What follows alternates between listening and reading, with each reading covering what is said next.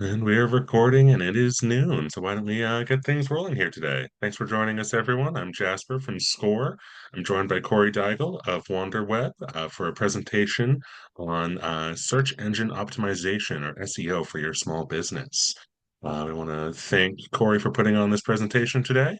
And if you didn't know already, SCORE is a resource partner of the Small Business Administration, and we help clients through any stage of the business cycle from beginning to end. And we want to thank I believe, we want to thank the Maine Technology Institute as well today for making this workshop happen. Corey, why don't you take it away? Sure. Thanks, Jasper. Hello, everybody. Today, we are going to talk about search engine optimization for the entrepreneur. But before we get started, Jasper, would you like to just give a little overview of SCORE? Of course, yeah. As you see here, it's we were founded in 1964, and if you didn't know already, you are here and part of this free workshop. But we also offer one-on-one mentoring that you can get through score.org. It's just like this workshop. It's no cost, confidential, and one-on-one. We've worked with over 11 million entrepreneurs as a nonprofit partner of the SBA, and we are nationwide. So that's one of the great things that if there's a mentor, if you're in Maine and you have a question, say about a very in-depth e-commerce question, for example, is one that comes up. We have mentors throughout the country that can field that if it's a question that we can't necessarily field here in Maine. Thank you, Jasper. So I'm Corey, and I started WanderWeb in 2019 with the help of a SCORE mentor. I also use some other free resources, including the Small Business Development Center, and I had some great success under their support. So I like to really give back, and this is one of the ways that we do that. So let's just get right into it. What is search engine optimization? So even when I first started my business, I was learning about it. We often hear it referred to as SEO, which stands for search engine optimization.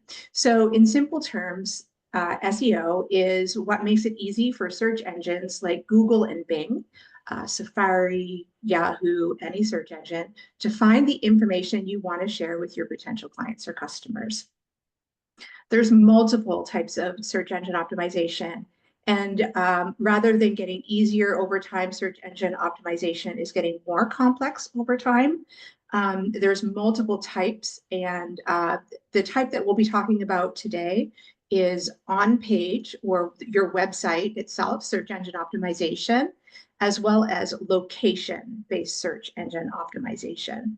Again, there's multiple types. There's paid, there's backlinks, and this whole new world of AI search engine optimization.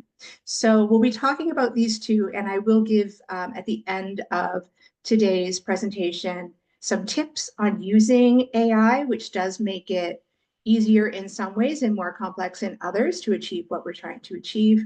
But I'm happy to talk about that with you today. So the agenda for today, this is what to expect.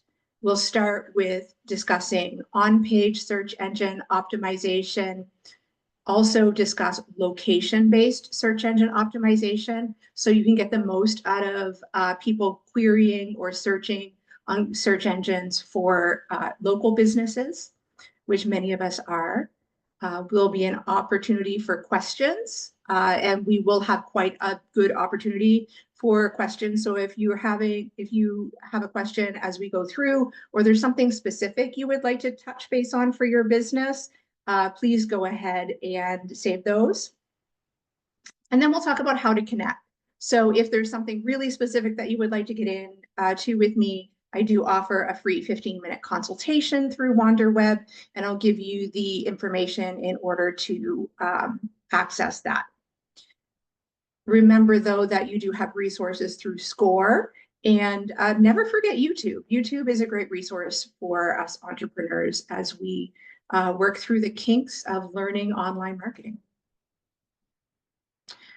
So search engine optimization, or SEO, is crucial to make your website more visible, which means more traffic and opportunity to convert prospects into customers. I'll go through a little bit of the data that discusses why it's so important beyond just getting found. And here's the first reason is less than 1% of people click on the second page of Google. And so getting found for the terms and products and services that you provide is incredibly important, especially considering most people research online before they purchase or visit a location in this day and age. Search engine optimization works. And if you hear me referring to Google, please just substitute Google for all search engines. That would be Bing, Yahoo, Safari. Google is the most common search engine, although we are seeing some big changes coming with AI, and but people are still using Google as their primary search engine. So because 90% of people are searching on Google, that's what I'll be spending most of my time discussing today. And I think it will provide the most value to you. So how does search engine optimization work? What happens is Google uses a bot or a spider that crawls every single word on the internet. They go from site to site, these bots or spiders, and collect information about the pages on the internet, on the World Wide Web, and put them in a giant library of content that it considers when someone types in a term into a search engine. That's where Google, where you type in, I'm feeling lucky, where you type something in, that is your search engine. That's where you would type in your searches. So Google considers, we estimate around 200 to 220 ranking factors or algorithms that at any given moment can be reprioritized. So as search engine optimization specialists, we try to understand what Google is wanting, and I'm going to give you some really good methodology for determining where to put your priorities today. It's important that I share with you the logic behind things instead of just the tasks, because if you just look at a search engine optimization checklist, those things change based upon current events and search modalities. And so I'm going to give you the tips on how to sort of sort through those and decide which ones are good for you. So SEO success factors in a couple things that are very, very important to Google. And let me just give you an idea about what Google is. Google is a business, just like Facebook. And so the whole point of Google is to keep people coming back to Google so they can make money, right? And in order to do that, they want to give the best response to any query that's placed so that people will say, wow, Google's the best search engine. I will continue to use Google. Facebook's the same way. It could be considered a search engine. Instagram, people are searching for things on Instagram, LinkedIn. Any place that you can type in something is really a search engine where you're typing in something to look for things. So they use user experience to determine how well or a website or page can give a searcher what they're searching for in order to keep you on that platform, using that platform, right? So if your business sells dolls and you put in say, create a piece of content around decorating a room with dolls, and people search for decorating a room with dolls, but you're selling dolls instead of decorating a room with dolls, and it brings you to that query page, then the person who wants to buy the dolls is probably maybe not going to stay on that page. They'll either leave the site or go further into your website. And that's sort of optimizing the user experience and how you handle that. Do you want people to click that red X up in the corner, or do you want them to go further into your website or your content? I hope that's a simple enough term, but if there's any questions about that, can you please drop them in the chat? So we're going to get into how to do that today. So on page or website search engine optimization is the process of optimizing the web pages and the content on those web pages for both search engines like Google so that it can read the content and users, okay? So how do we optimize this content? The thing that I recommend most for customers of ours and anyone who is looking to get found online is the best place to start is taking time to understand your customer base. And I've said this so many times over the years, The business that understands the customer the best is the business that will win the customer. It's not the business that has the best product. It's the business that delivers the best results to their customers for what they're looking for. So understanding your customers is so important. And I'll give you some examples. So say you are creating a website for a marketing company that is dealing with mostly medical providers like we do. The language I'm going to use will be targeted towards medical providers. If I begin to use slang and jokes that would appeal to a construction agency, then I'm going to repel medical providers, right? So as I create this content, I'm thinking about creating content that will appeal to medical providers and repel maybe the construction companies. I'm not saying we don't want to work with construction companies, but when you're creating the content, what you're thinking about is how do you drag these customers to you, pull them to you, and engage with them in a way that they're excited to work with you. The primary way you do that is using searchable keywords and phrases in your content and really good copywriting. There's a book that I love to recommend on copywriting for any entrepreneur. It's by Ray Edwards, and it's called, I'm blanking on the name right now, but Ray Edwards is the author. I believe the book is free on Kindle Unlimited, and it's copywriting for entrepreneurs or something along those lines. It's a wonderful book for entrepreneurs. I bought it for every single one of my team members, and I often gift it to other businesses that I'm affiliated with.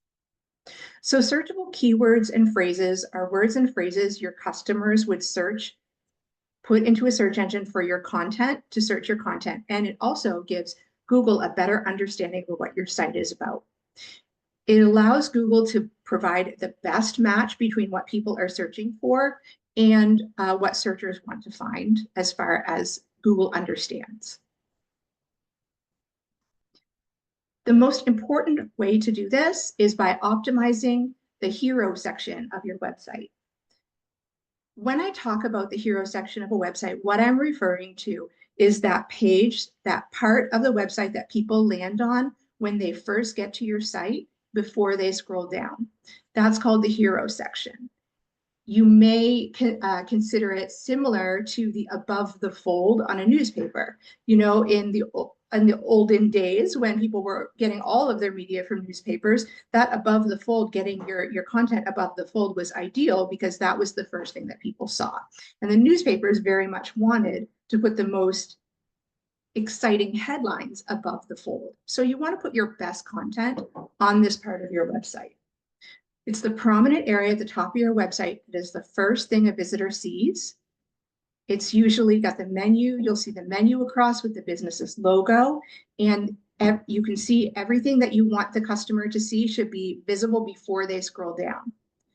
Hero sections can make or break your website. And the reason is people give you about 3 seconds when they get to your website to decide if they're in the right place.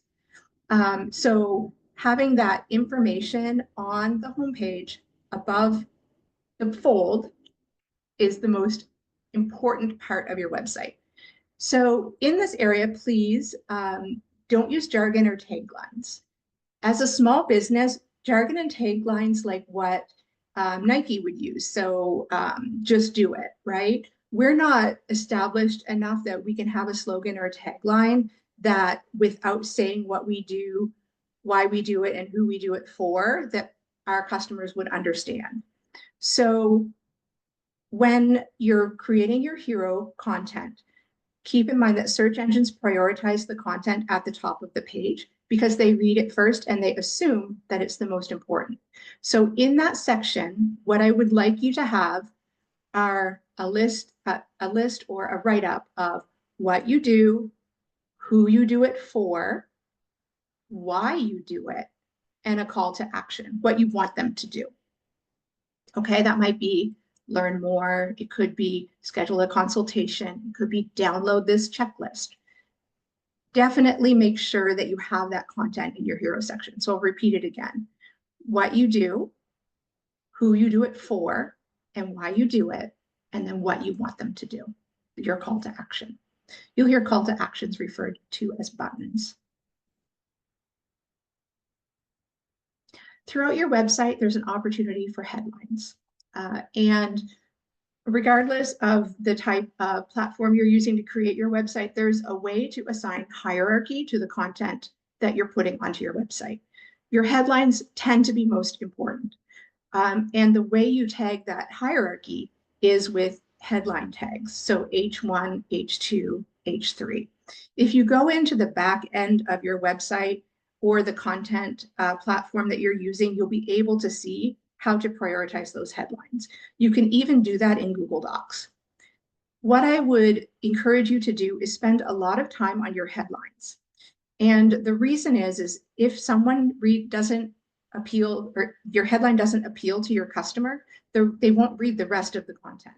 So your hero section's job, the top of your website's job, is to get people into your website. Your headline's job is to get people to read the next line. That line is to get people to read the next line, and it will ultimately get to a call to action. It's important in your headlines that you include the words that people are searching for, or the type of words that those customers would use in your business. So if you're selling artisanal lavender soap, it would be important to have those words in your headlines. Each page also has a meta description, and you'll be able to access entering this information on the back end of your website. The meta description, if you look right here, you'll see what they kind of look like. So if I were to Google what is a meta description into the search engine, right? Google search engine, Google, I'm Googling what is a meta description. This is what comes up. And these descriptors here are your meta descriptions. You can tell Google what you would like to use for meta descriptions. It may or may not use that meta description depending on what someone is searching for. Google may pick a different meta description using their algorithms. However, putting in a meta description is best practice so that Google knows the priorities of your business. I do have an automobile dealership that an automobile repair shop that we work with. And depending on what the customer is querying or searching for in the search engine, different meta descriptions come up, even different from the meta descriptions that I've entered into Google as the preferred meta description. And that's sort of out of our control. And that's where the rest of the content on your website comes in handy. In this case, the customers that were searching for something were getting a result that the business didn't want.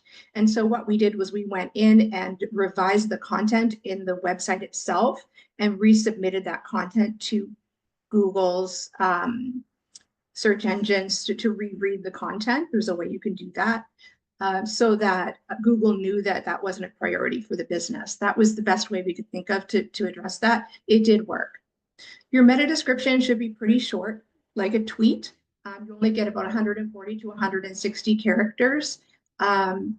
Please include your targeted keyword, and keep in mind that this is sort of your introduction statement about your business. So make it meaningful, descriptive, and ideally you should have a different meta description for every page on your website. So we've talked about headlines, we've talked about meta description. There's another way that people search on-page content, and that's through images and video. So I would encourage you to use alt tags for your images and for your video. And what that is an alt tag is something that describes the image. Google can read an image, but they can't necessarily determine the goal of the image. And that's where your alt tags work. And I'll give you an example. So in this photo, I love to use this photo. This is Michael Toole. He's a financial advisor from Maine that we created a website for. Mike is standing there outside a financial institution, which you can't really tell, but he's wearing a suit, a striped tie, and glasses. So let's talk about this image. So if I was looking in a search engine for a financial advisor, a picture of a financial advisor, this might come up if I tagged it correctly.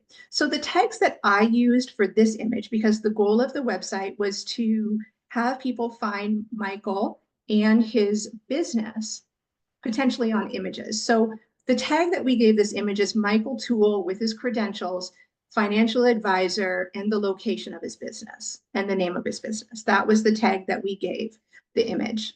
Okay. Now, if this was a image that we were using in a catalog to sell suits, I would give a very different image tag. So if this were a suit catalog that we were selling, a commerce site that we were selling this suit, I would say gray suit, blue shirt, striped tie. Say that we were selling glasses, right? I might say tortoiseshell glasses, right? If it was just a generic picture, I would just would say man in gray suit, right? If it didn't matter. The other way that you could do that is to write null, N-U-L, as the descriptor. And that's a good thing to use for filler images on your website, because sometimes you'll just use an image to put in, but it really doesn't have anything to do necessarily with your business. And so it's just sort of for the pretty and the design. In that case, I would put null, N-U-L, as the alt tag for the image. The potential benefit for this is really, really large because photos and videos stand a greater chance of appearing in image and video search results, which means more traffic to your website. So ideally, you're adding relevant keywords, phrases, or queries that your potential client would type into Google when looking for you. But you also have to describe the image simply and accurately so search engines understand what's going to happen and what you want that image to represent on the screen. Because Google hasn't perfected the artificial intelligence it takes to read images, that's why alt tags are just so important. And I don't know that it really will get to a point that it can read images and understand the strategy behind the image that you're using on the website. So I would recommend that alt tags, making sure that you do a good alt tag strategy is best practice. Video content is also an important tool for improving SEO because Google currently is valuing video content and it's more likely to share it in search results. And let's think back to that screen that we talked about where knowing your customer best is the way to go for search engine optimization. So if your customers, which most customers are today, wanting to watch video and listen to audio, then prioritizing that on your website and in your content is a good thing to do, right? So Google is prioritizing that only because that's what customers are wanting right now. Google prioritizes mobile first, right? They're prioritizing content that you read down on your phone and using the phone for search because most people are searching on their phone today. So Google has changed their algorithm to prioritize mobile first design as opposed to the designs that I began creating in 2019, which were still kind of desktop, and now I design for the mobile and then I create the design that also works for desktop, but mobile is the priority. And that is just understanding your customer and what they're looking for, how they're searching, and the way that they're searching for you. This is something that user experience is something that Google values as well. And what user experience is just giving a great experience to your customer, that they go through your content and your website like a storybook, so that they may come to your homepage and then go into your about page to learn a little bit about you and then read a blog or go back to your homepage. That is considered a high value click for Google as a high value result if someone goes to that site that Google recommended and then engages with it. So user experience and thinking about your user is very high priority. And I love this image because you often see designers creating something that looks nice, but doesn't really work for the user. So if you look at this design of this park, the landscaper, the architect that created this had design in mind. And the users have created their own path because that design is inconvenient.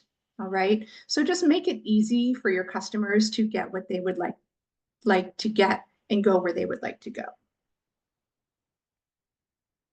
The best way you can do that is to simplify. Okay. So often I see with novice designers or DIY entrepreneur designers is they squish all their content together. And what I would encourage you to do is add some space there, add some white space so that your content is skimmable and it gives the eye a place to rest. When you're creating blocks of content, please justify left instead of making everything centered, because what happens is the eye goes here and then it's got to find the new line instead of just going automatically to the left. And that does create eye fatigue over time, right? The other thing is keeping your content more narrow, because the eye doesn't have to go as far left to right. As it skims down, it reads easier.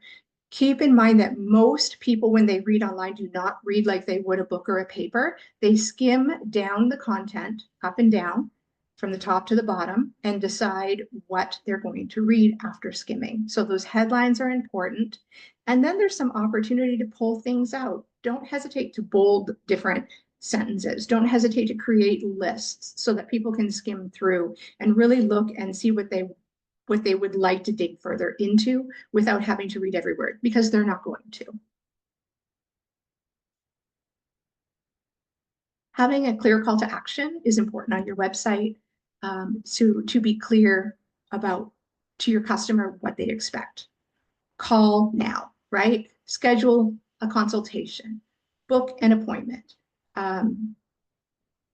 email me for the workbook, whatever it is that you would like them to do, make it really clear. If they have to guess, they're going to leave the website.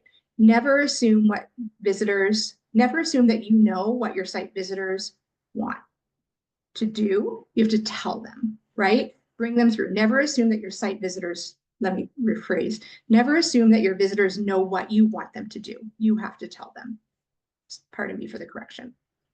So whether, like I said, whether it's submitting a form, entering an email address, clicking a button, tell them, state that in the button, okay? Your calls to action should stand out so they're noticed. So ideally they should be a color that catches the eye with language that directs the customer to the conversion that you would like.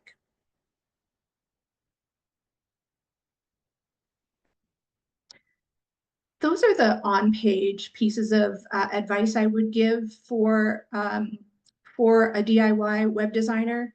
If you're an entrepreneur, like I said, understanding your customer and thinking through where your customer is in their journey and what information they would like to receive, what would be compelling to them is so very important. Start there before you start with design. I definitely recommend that copy or your written content leads the design of your website, because if you start with your customer, write the content that appeals to them, and then create a design around it, the design comes last, okay? Those would be my recommendations. So with that in mind, I'll have an opportunity for questions at the end, and you can ask me any question you would like about on-page web design and search engine optimization. But next, we're going to talk about how to capture 28% of online searches that result in a sale. This is a really high value part of the presentation for local businesses. So local search engine optimization helps businesses with physical locations or businesses that cover a geographic area rank higher in local search results on Google. You don't necessarily have to have a physical location in order to rank in Google location search.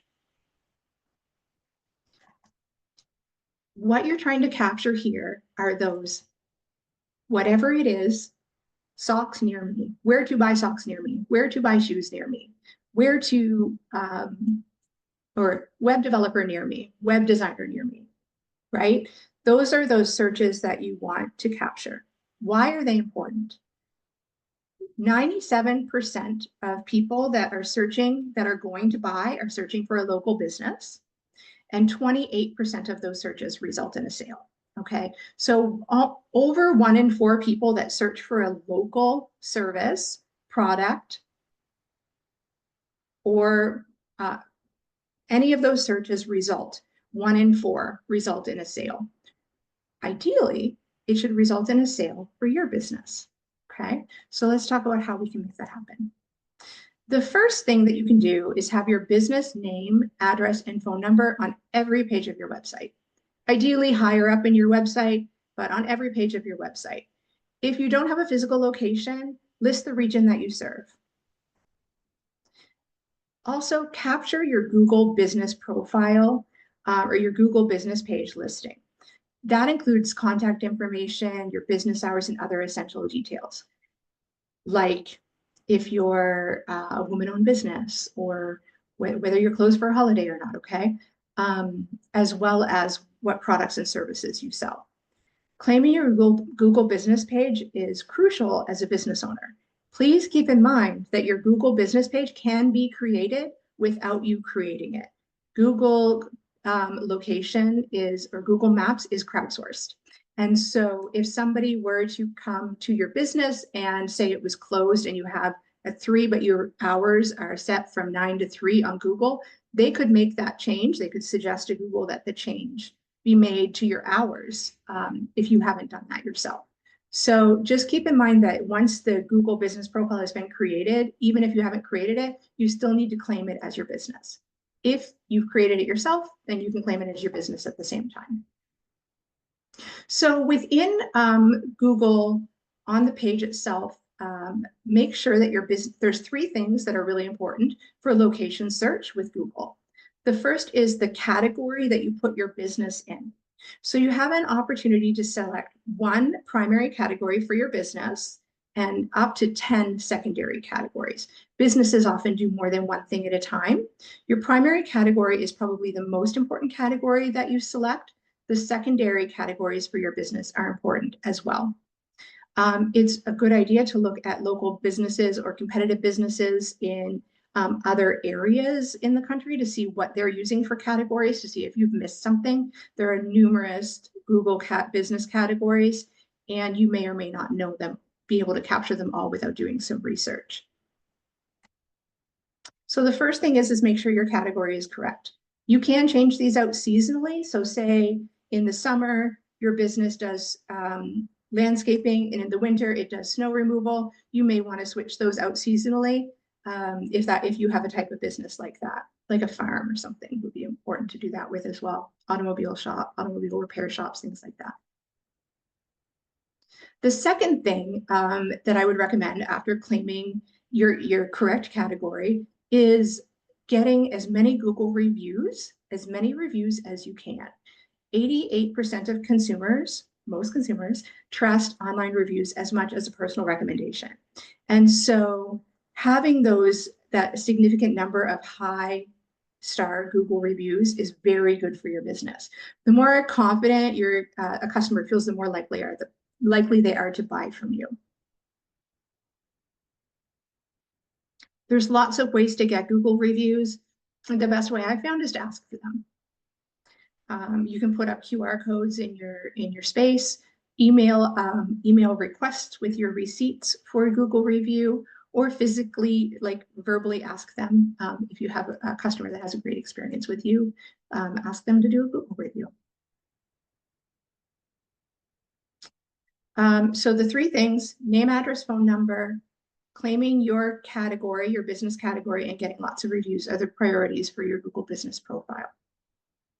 Other ways that you can get found locally or to increase your authority online is to claim registries. Registries are like Yelp is a registry, Yellow Pages, all of those different places where you can register your business, Angie's List, Foursquare.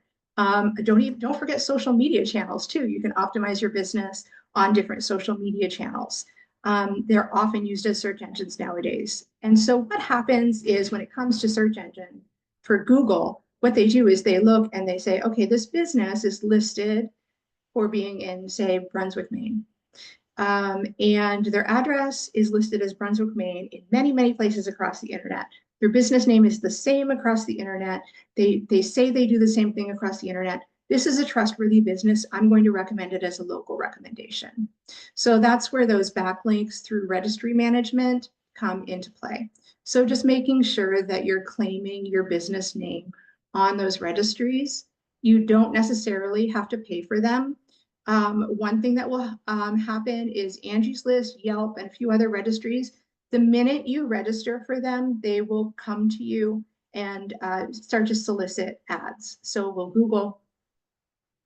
Ads are great. Keep in mind where your customers are searching. I haven't really had a customer yet that I've recommended they sink funds into Yelp, Angie's List, etc. for ads. Maybe a roofer for Angie's List. It's on a case-by-case basis. But there's no one and done recommendation for any given business for what you need to do in order to get found. It's all based upon the type of business that you have and the customer base that you're appealing to. So going back, understanding your customer is the way that you will win at search engine optimization.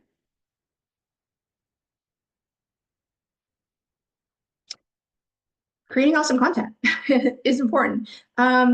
If your content is readable, it's engaging, it provides value, answers your customers' questions, and keeps them reading, then you've won, right?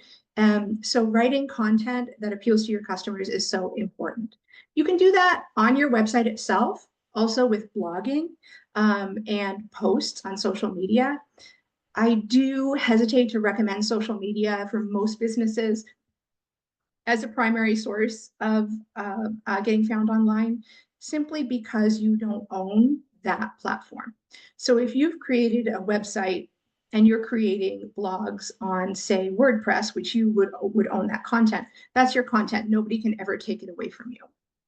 If you've created your content on Wix or on Facebook, Squarespace, Shopify, please keep in mind that content is not owned by you. That content, if you leave that platform, you lose that content. It does not, you cannot take that with you. It belongs to the platform that you're on. So the only way really to own your content is to use, in my opinion, WordPress is the priority there. And if you're writing blogs, make sure they're on WordPress as well. And don't forget to look at your email list. If you're a business that you think email will work. A lot of people don't like email. It still works. I'll give you an example. A couple months ago, last month, everything that happened with Twitter. I have companies businesses that I work with that have put a lot of investment into Twitter. And in an afternoon, they were worried they were going to lose the thousands and thousands and thousands of dollars of video that they'd uploaded onto Twitter. So just keep that in mind, because if that content, in our case, for our clients, if they had created content for Twitter, we made sure it was also with another agency, because we don't do social media. We made sure that those video pieces of content were also on their website. So they did at least have that. But keep that in mind, that really owning your content is the only way that you'll be sure that you don't lose it.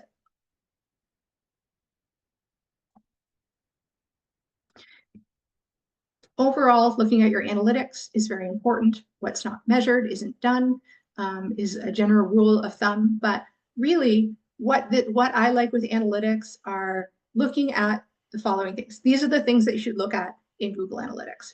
The pages that get the most views. So you're going to see pages on your website that get lots of views, and you're going to see pages on your website that get less views. My advice would be focus on the pages that are getting the most views. Don't spend your time on the pages people aren't going to or landing on. Please spend your time optimizing and increasing conversion on the pages that people are on. Go with what's working. Learn from what doesn't, okay?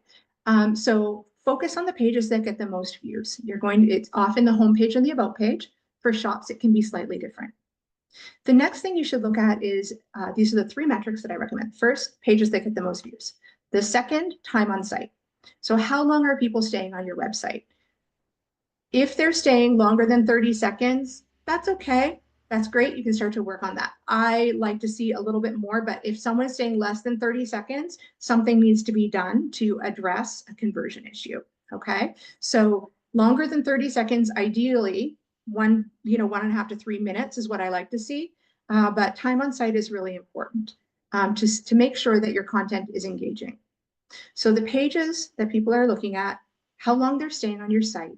And the third thing I recommend looking at is where your customers are coming from, okay? The source of traffic.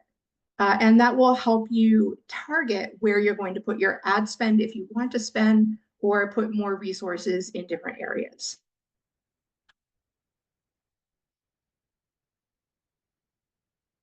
Before we move on to talk about AI, because this is just going to be a brief conversation about AI, are there any questions that are coming up, Jasper?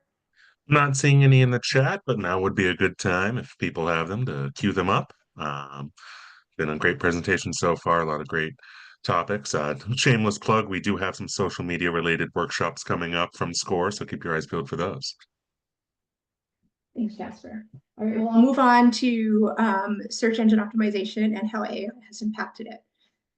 Because AI has really, artificial intelligence has really changed the game for search engine optimization so quickly. So now, in addition to optimizing for traditional search engines like Google, Yelp, all of this, Bing, Yahoo, Safari, we now are considering how are these AI search engines affecting things. So what has changed is voice search is a lot more common now. And at WonderWeb, we've been watching this come for years in planning and strategizing. We've known this is coming. And so we were ahead of the game for our clients, fortunately. So we're really glad about that.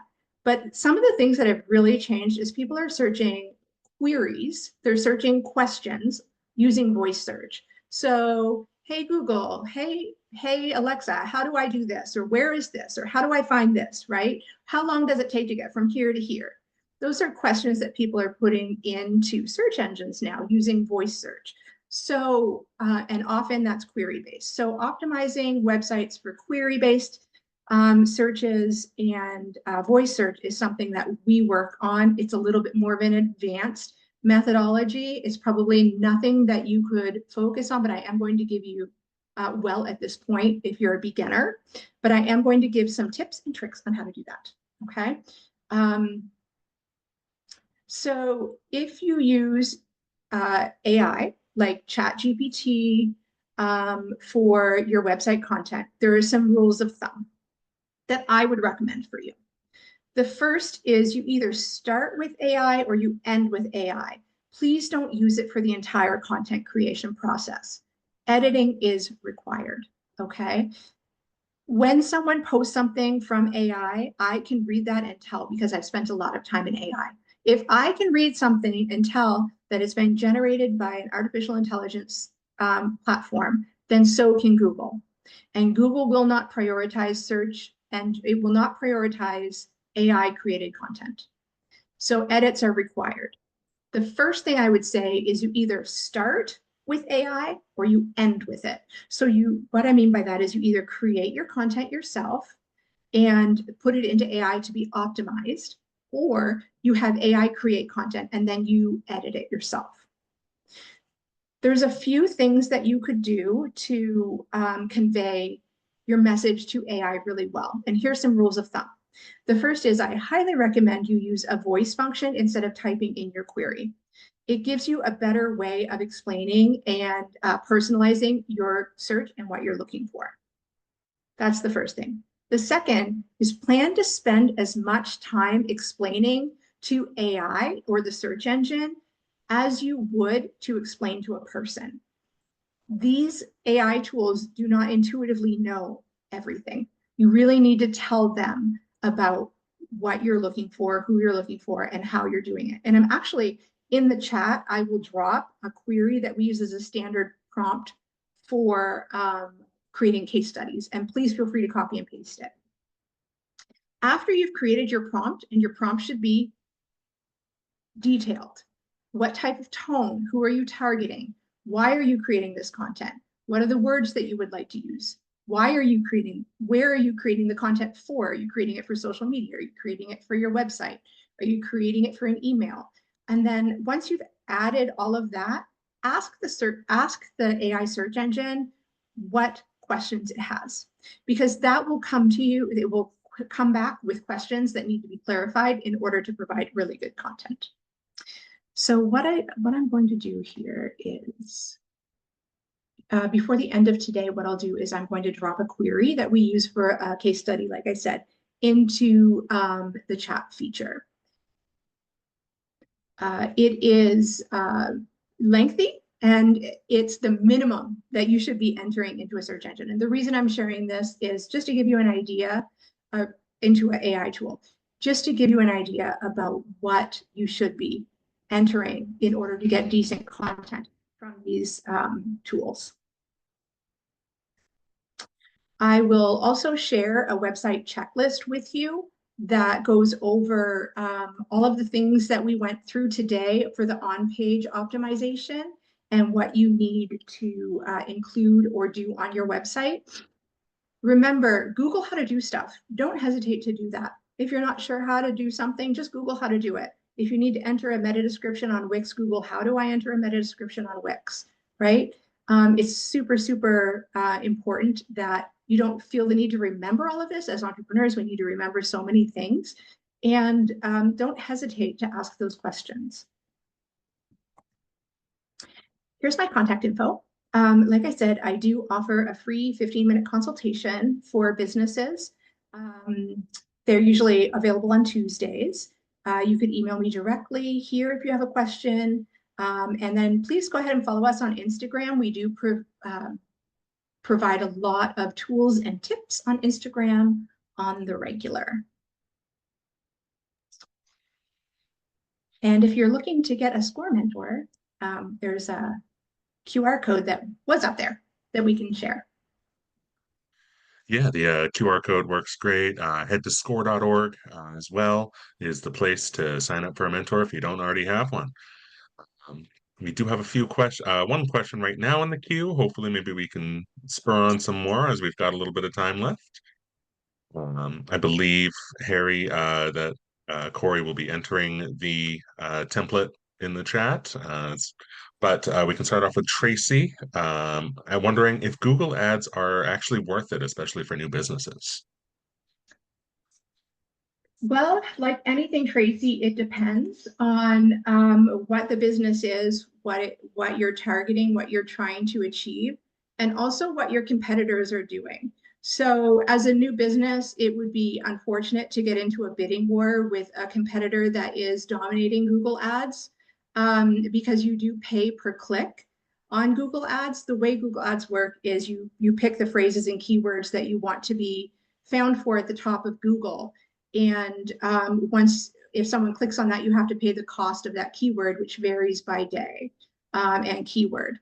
And so if your competitor has already sort of optimized all of their ads and they're always going to come ahead of you and they have a bigger budget than you, it's something to consider. So there's a lot of pros and cons, and it's always on a case-by-case basis. If a general rule of thumb is if you're looking to get really quick traction, Google Ads work quickly in the same way long-term search engine optimization would work in a more quick manner. But again, it depends on your spend, your budget, your customers, what your competitors are doing. And that's why when we meet with clients, we do a SWOT analysis, strengths, weaks, opportunities, and threats of the businesses that we work with. In order to make some very specific recommendations. Nice. Helena with a good one. How would you say, or how would you optimize, how do I optimize my tags for a home decor e-commerce website? What would some recommendations you would have be there? Helena is seeing nationwide, not just in Maine. Okay. In that case, Helena, your product short description and long descriptions are going to be important on your website, as well as the alt tag for the product. It would I would include the business name of your business and the type of product that it is. You may also want to consider Pinterest or some Instagram has some really good e-commerce platforms that you could use. But again, it's all on a case-by-case basis. Julianne is wondering about your 15-minute consult. Does it include a quick review of a business website? Julianne has an existing website. Yeah, so we do have a review and process for websites that is a paid service that we do where we make strategic suggestions for your business. The 15-minute consultation is more if you have a very specific question, because it really does only take, it really is only a 15-minute consultation, and I come in cold. So I haven't done any research before that, but it's a service that we're happy to offer. Nice. All right. Julianne says perfect, and Helena says thank you. Of course. Yeah, and other than the AI. Oh, actually, we got one from Joan. Um, could you give an example of a good call to action for an apparel brand?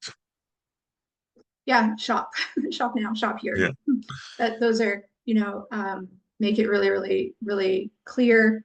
Some of the other things that I would recommend for an apparel brand that's selling is trustworthiness. So make sure you've got your security key up in the upper left corner of your website, like your website is a secure website, and using those graphics that would show like that all of the ways that you secure the website, um, as well as having multiple payment opportunity for your commerce. We are offering a follow-up commerce webinar to this for SEO for commerce, I believe. Yeah. Yeah, we're looking forward to it. All right. Well, anyone else have any questions today? Other than if you don't get the thing in the chat now, I can always include it in follow-up email so that that'll Okay. be sent out to people. That might be better. I have that on my other desktop, so Gotcha. All right. Well, great. no worries. I feel you there. I'm on my work laptop with my desktop next to me too, so I know how it goes. Um, but yeah, I guess in that case, unless anyone else has any questions, I want to thank anyone and everyone for attending today. SEO is I would say, important aspect of any business's success online. And want to thank you again, Corey, for putting on a great presentation. It's always a pleasure. Thanks, Jasper. And if again one more time, if you didn't know, we are Score Main. We are free business and no cost business mentoring for you, any part of your business from open to operating to exiting. We will be sending a copy of the slides as well as the materials mentioned and a link to the recording. We also have a brief survey on the message that we hope you'll fill out. And last but not least, one more time, if you haven't already signed up for Score Mentor, you can do so for at no cost at score.org. And want to thank Corey one more time for a great presentation and our sponsor, Maine Technology Institute, for making today happen. Well, thank you, everyone, and hope you have a great rest of your day.